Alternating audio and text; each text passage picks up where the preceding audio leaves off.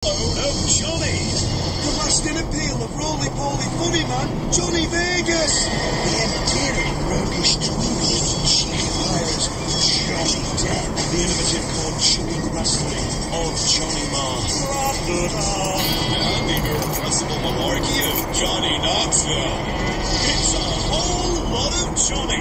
Talk Sports Johnny Warm. Dynamo dial-up, plutonium-powered pre-match pitch preludes on the Saturday warm-up with me, Johnny Vaughan, the fastest talking football programme on your radio. Tomorrow morning from 11, only on Talk Sport. I'm in Salvador, where of course Spain play against Holland, and all of the talk in the pre-match press conferences, and I think in the way that it's being dealt with in the Spanish media as well, has been about this effectively being, oh, you again, because of course Spain and Holland played each other in the final 4 years ago. There's a real feeling, and it's the thing that I was most struck by in the press conferences, that Spain hasn't really changed much since then. Holland has changed almost entirely, and we said that Bosca gave us a statistic, and I can't be playing for sure to know whether or not this is right, but the statistic was an interesting one. Bosca said Holland have changed almost entirely. The ratio is around 17 to 6. In other words, 17 players who weren't in the squad 4 years ago for Holland, 6 who were in the 6.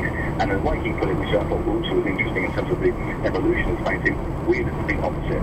Spain team's been very, very stable since that last World Cup. There will be a couple of changes, of course, one of the most significant being Diego Costa, but it is a side that I think is very recognisably the same team as it was 4 years ago. I could tell you that it's actually... What did you say the numbers was out of the 23? 17, 6 and 6, 17. That's what Del Bosque reckoned anyway. Yeah, 16-7 is what I've got. So he was only one out. That's not bad, is it? That's not bad. Yeah, that's not, it's one of those games, Sid, where I find it very difficult to call, because on paper you would suggest it would suggest that Spain will do exactly what they did in the World Cup final 4 years ago, but of course nothing's that simple, even more so in the opening game of the World Cup. Yeah, and also I suppose, you could argue Spain will do the same as they did in the World Cup 4 years ago, given this the 90-minute game. That would mean a 0-0 draw rather than a 1-0 victory. Yeah. As you say, that I think the only thing it means, on the face of it at least, it implies that both teams will be a little bit more cautious. We don't know for sure if that will happen. Iker Casillas was saying at the pre-match press conference that obviously they want to win, but depending on how the game's going, a draw could well be an alright result, in which case I think that there might come a time, perhaps midway through the second half, where both teams think that a draw's not too bad. They recognise, of course, that they've got Australia, who everyone will expect to beat, and then Chile, so this is a very tight group. And just as importantly, it's a tight group where the team that comes second would expect to play Brazil. And of course that's something that everybody wants to avoid, so I think that's very, very important.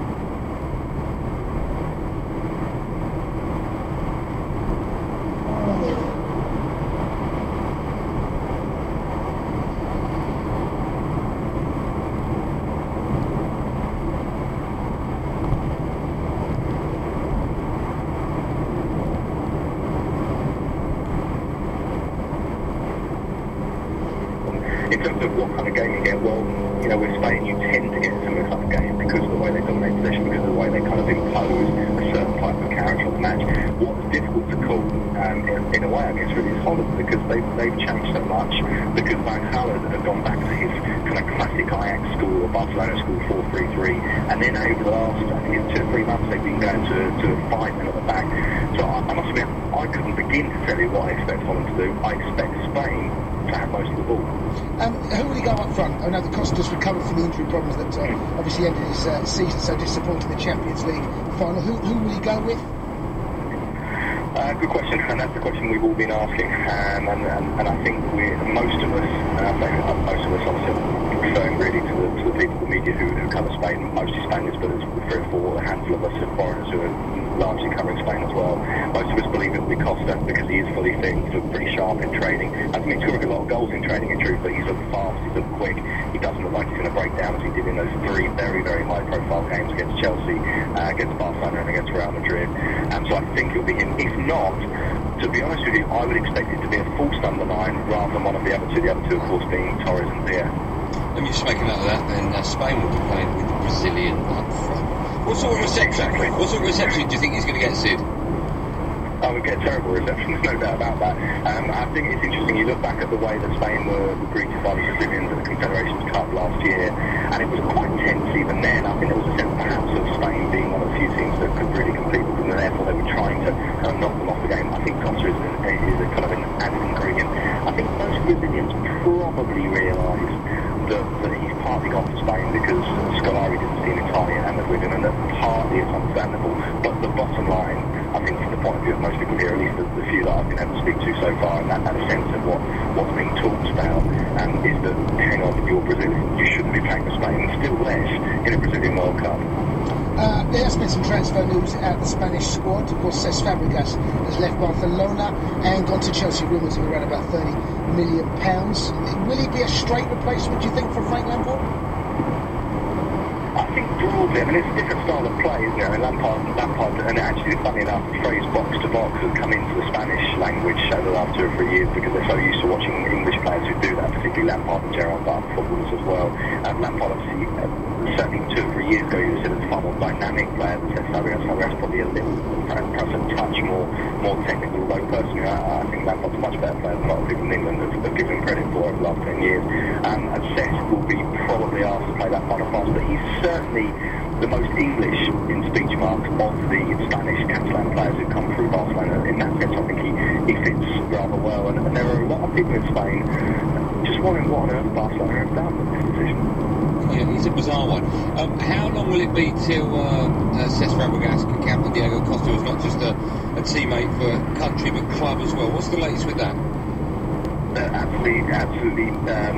Well, I'm going to say no time, of course, that's a lie, because in 2 minutes' time, when we stop talking, you still will be an Atletico Madrid player, but it won't take long. I think it will be done pretty much in the 2 or 3 weeks after the World Cup. He's basically agreed. Funny enough, and I believe it's something that we've talked about before, but for a long time now, this deal has been in place in the sense that Chelsea wanted it to happen, Atletico Madrid wanted it to happen. The agents involved in this, which is fundamentally Jorge Mendes and Jesse Ford, the company that he runs, which of course looks after Mourinho, looks after Cristiano Ronaldo, looks after Diego Costa.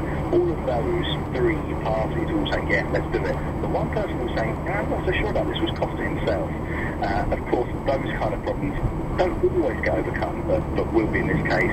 It will happen, but right now there's a World Cup to worry about, so I think it really is just a case of waiting for it to happen, not a case of if it happens, it will. Well, Chelsea currently have guaranteed 3 members of the Spanish squad: Azpilicueta, Fernando Torres, and of course Cesc Fabregas, and who knows, may well be Costa. But what is the story with Fernando? I'm hearing rumours that he may well still be at Stamford Bridge next season.